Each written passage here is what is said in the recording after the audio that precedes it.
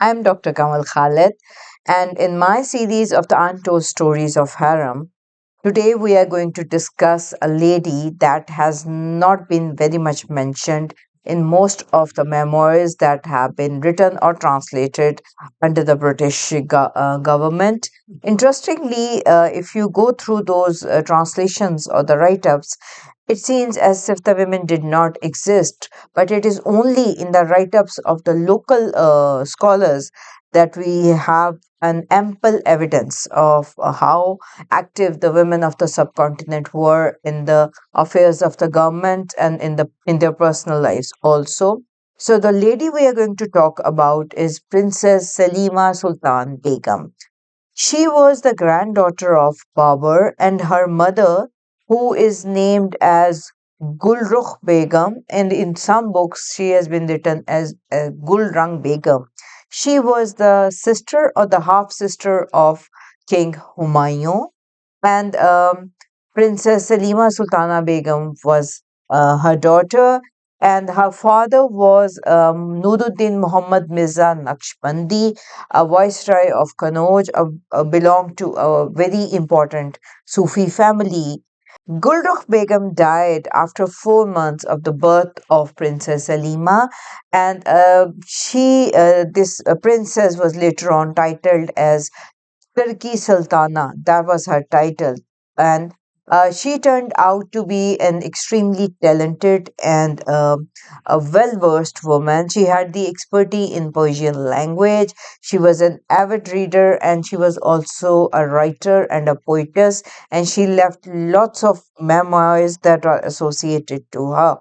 In December 1557, when Princess Halima Sultan was only 18 years old, she got married to Badam Khan, who was almost 40 years older than her.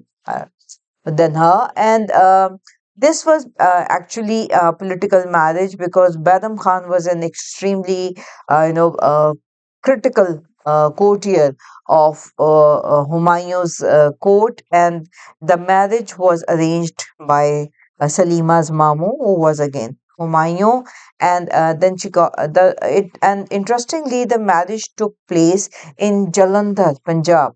We were expecting that the marriages must have been in Delhi, Agra, or Lahore, but this marriage happened in Jalandhar. That tells us that there are so many things we do not know about their personal lives. As I said before, getting married to an extremely powerful statesman like Bedam Khan meant a lot, and but unfortunately, Badam Khan was killed due to political animosity when Akbar came in power, and this happened on 31st January 1561. Salima became a widow and she barely survived the attackers. She reached first to Allahabad and then to Agra with great difficulty. But along with her was a boy, a young 4-year-old boy, who was basically her stepson, and this was Abdul Rahim Khane Khana. Now that Khane Khana is going to be one of the Nauratans of Akbar. So he was with Salima, and she entered the Mughal Harem, and being the first cousin of Akbar, she was very close to the royal family, and in 1561, Akbar got married to her. At that time, she was 3.5 years older than Akbar. This tells us an interesting dimension that the Mughals got married to the widowed, divorcees, and the women who were older than their own age. And Salima, being a very talented woman, she became a very close counselor of Akbar, and she was made in charge of his harem. And in within that position, she took care of many things which were associated to not only just to the harem, but to the Mughal court as well. And of course, and she had a major influence on Akbar and later on Jahangir as well. Due to her wisdom, she was given the title of Khadija Zamani. Khadija of the age. And this title was associated to her. We do come across title of Maryam Zamani and Noor Jahan, but this Khadija Zamani was very unusual. That was given to Princess Saleema Sultan Begum. She had a huge library, and she used to take books from Akbar's library also. And there is one particular event written by Badayoni in which he's complaining that there is a book which is missing from Akbar's library, and the book's name is Khidat Afza. Khidat Afza is basically a Persian translation of a Sanskrit book which was a Singhasan Batisi, which are the 32 stories associated to Bikramjit Singh, Raja Bikramajit. And in Persian, it was known as Nama Khirat Afsa. And the book was missing, and Badaini is complaining to Abul Fazl also.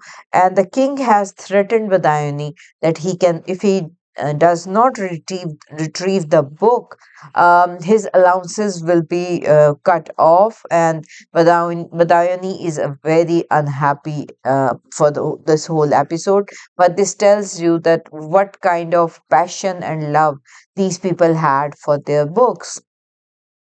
One of the main reasons that I took up this program about Princess Salima Sultan Begum was that she traveled. And traveling in those days was extremely tough, and people would usually avoid that. But the lady was brave enough that she took upon the venture, and the venture was in 1575. Akbar's mother, Hameeda Bano Begum, wanted to go for Hajj. And for this purpose, Princess Salima Sultan Begum was appointed as, kind of the one who will take charge of this whole expedition.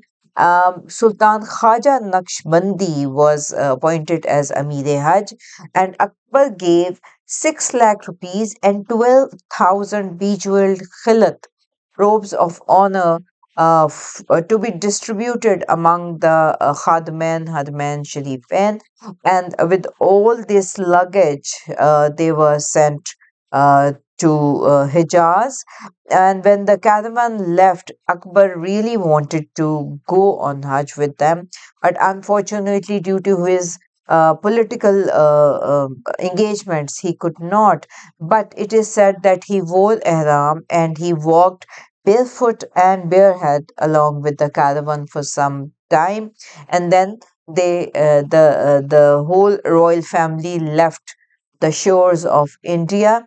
Interestingly, it was announced for the public that if anyone wants to go for the Hajj, they were more than welcome to join the royal caravan. That was something very interesting, and I had never seen such things happening in our recent years when the general public were invited that they could join and go to Hajj with the royalty. They stayed in Hijaz, the whole convoy, for 3 years, and there they performed 4 Hajj. On their way back, it was a very troubled journey, and their ship and boats almost drowned, and they had to stay in Aden.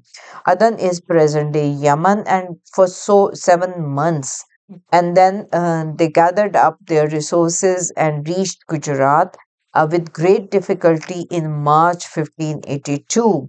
That is after 7 years when they departed from the subcontinent.